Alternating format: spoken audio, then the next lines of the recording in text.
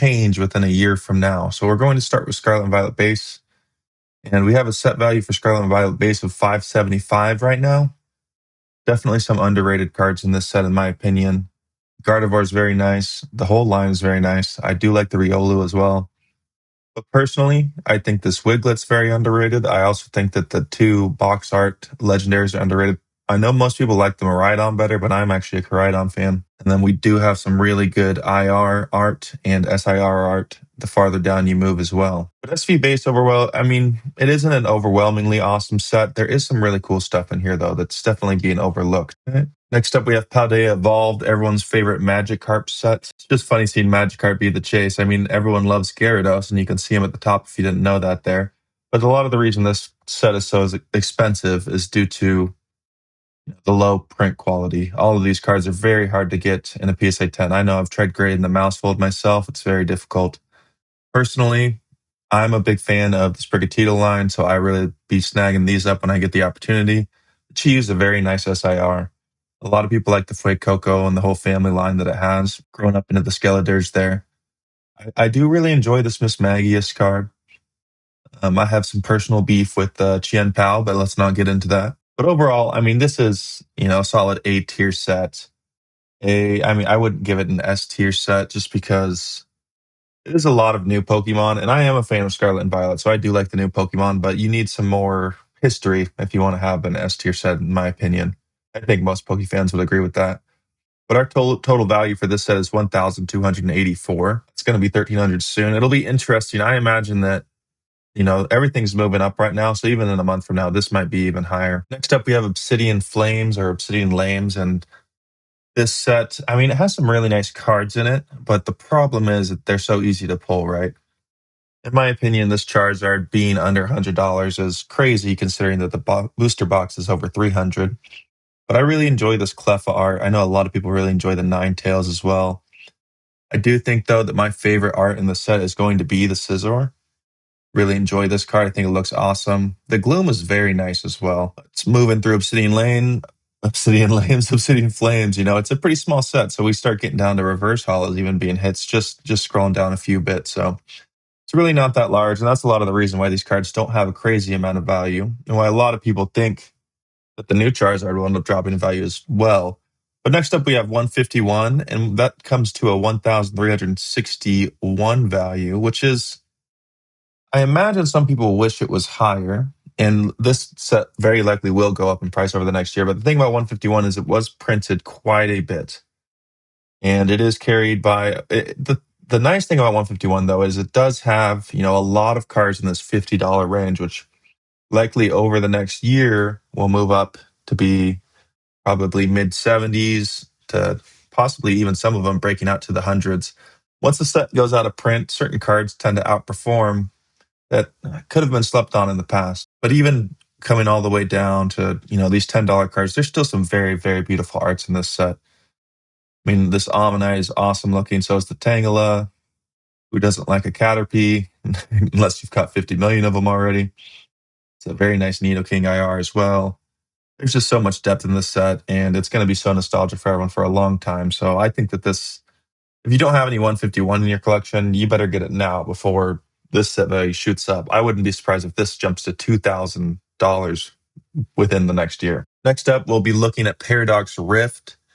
Honestly, this is probably my pick for most underrated set in terms of the card values, just because, the box is pushing up towards 300 and look at our set value here. It's only 818. And in my opinion, it should easily be 1,000. We have so many good arts in this set. We have our Groudon, the Altaria, Roaring Moon.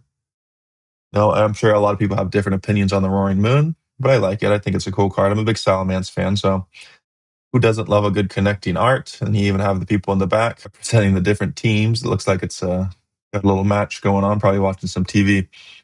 There's a lot of nice arts, and this Morpeko been moving up a lot recently. I know a lot of people like the Morpeko. Iron Valiant's underrated in my opinion. I love a card with a lot of cameos. And this Golisopod is also very nice. I really enjoy the Magby. I have a few copies of this. I love this Iron Hands SIR. It's a very cute card. Tapu Koko is nice. Yeah, there's just so much depth in this set, and so many cards are under $10. If you like any of these IRs, I highly recommend going and picking a few of them up because, once the set's gone and out of print, there's a high chance a lot of these cards go up. I have a lot of copies of this Espathra. I really like the Igawa arts, so I do collect his art personally. Blitzel's a very nice card. And I'm a big fan of cards that almost have a painted look, and a lot of cards in this set do have that look. And like I said, this is my pick probably for the most underrated set value. The booster box, I probably wouldn't be buying booster boxes right now. They're very high. But in terms of if you like buying singles and illustration rares, I'm an illustration rare collector, so I have a lot of copies of cards in this set. Our next set is going to be Paldea and Fate set 1560. And I'm just going to say it right here. Bubble Mew, I think, will be the card of the era. I think it'll likely outperform the Prismatic Umbreon long term. But, it's a risky guess. There's a high chance that I'll be wrong with that. But I really love the Bubble Mew. I have all three of the. Actually, I don't have the Gardevoir right now, but I have both of these in my collection currently. And then besides that, the SIRs definitely drop off. I know some people like the Iono, but the thing that keeps Paldea and Fate's set value so high is that it does have a lot of decent hits in these mid-range shinies. These mid-range shinies can go for, in the $10 range. And I think that these are a good pickup for the long term, easy, cheap. If you like collecting and you're looking more for something for the collection, this will probably be one of your last good chances to get these little shiny cards before they kind of get out of reach. And I think the Bubble Mew, there's a chance this card hits $1,000 this year. You might call me crazy for saying that, but I think a lot of people really like this card and it's still underrated. Set value is currently 1560. I could see this easily breaking a 2,000 this year. I don't think it'll go much higher than 2,000. But if everything moves up a little bit, it can easily break that limit. Next up, we'll have Temporal Forces at 790. This is our lowest set value yet. And I don't really see Temporal Forces going too crazy, but I am a fan of a lot of these arts. I do really enjoy the Iron Crown. The Raging Bolt's very nice as well. There's a lot of fans of the Ghastly. It's funny seeing a Gengar full art be $35 and up here is one of the most expensive cards in the set. In my opinion, it doesn't really deserve that. I think that people are just liking Gengar, but I collect the cards a lot based on the art. And I know that that's a little bit controversial, but I enjoy very nice art. And so I would be buying all of these cards down here before I'd be buying a Gengar full art. This Metagross is very nice. One of the best Metagross cards we've had.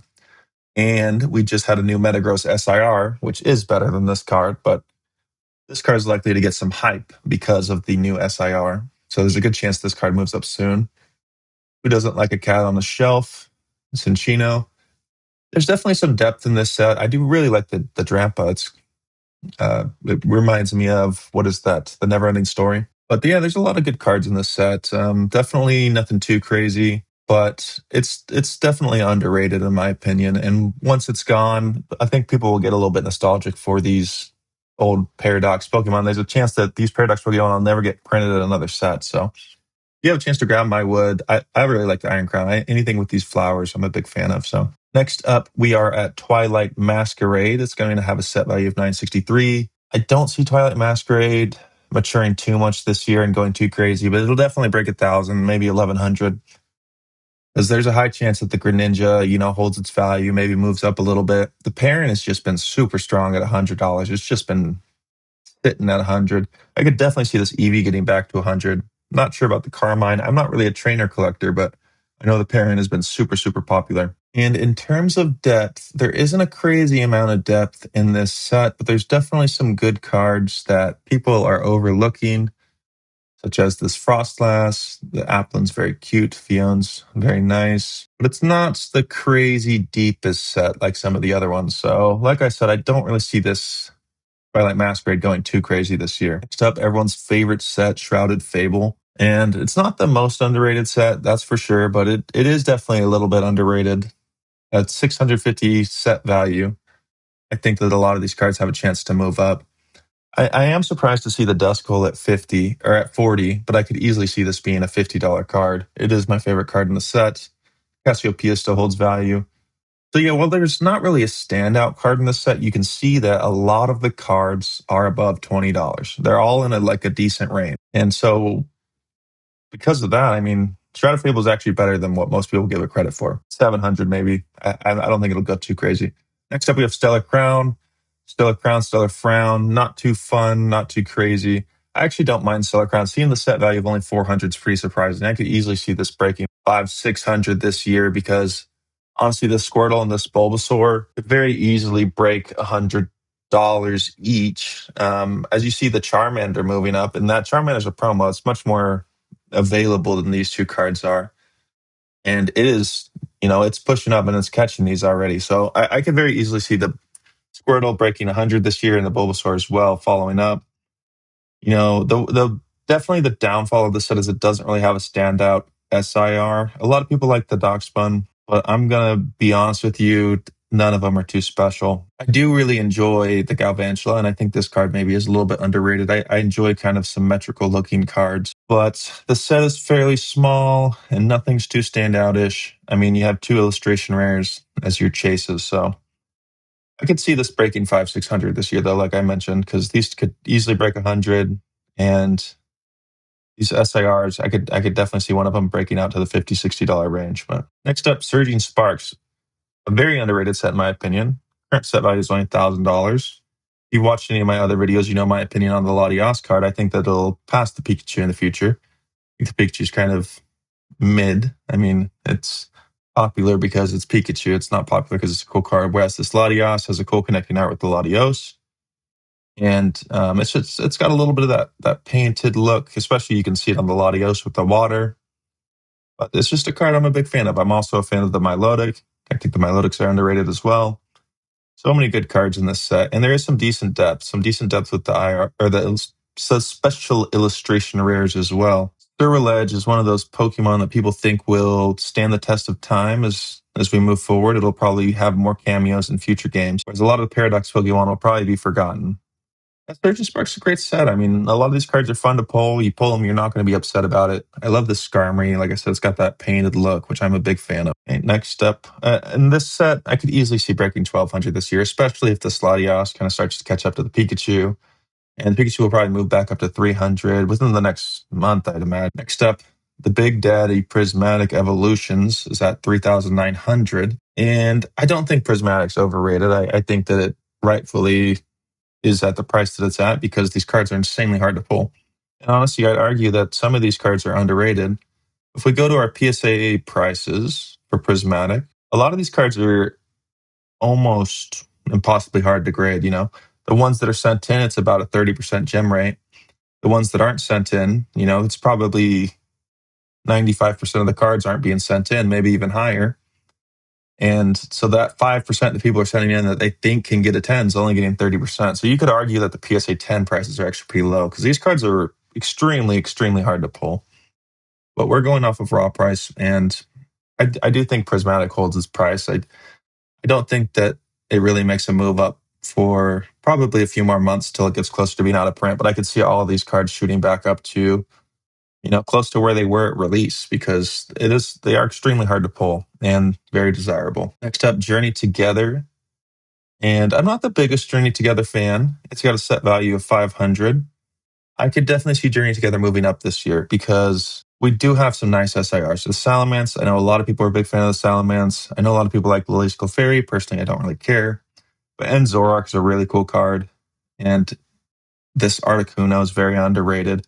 Everyone likes to hype up this Wailord, and it is a cool card, but I think the Articuno is much better. The Reshiram's pretty neat as well. But if you're going to get the Reshiram, I like the box topper version. I personally really enjoyed this Noibat card. I'll probably buy, I don't know, a handful of these, at least 10 more of them. Big fan of the hand-painted cards, so. Bringing together, I mean, it's not the craziest set, but in my opinion, at this point, it is a little bit underrated, and it could be a good time to pick up these singles. Next up, Destined Rivals. Then this is the hot topic that everyone wants to talk about because the booster boxes just keeps going higher and higher, and there's no reprints in sight. But we've currently got a set value of 1,600, which is on the higher end out of set values that we've ran into today. But does it justify, $15 packs 6 months after release?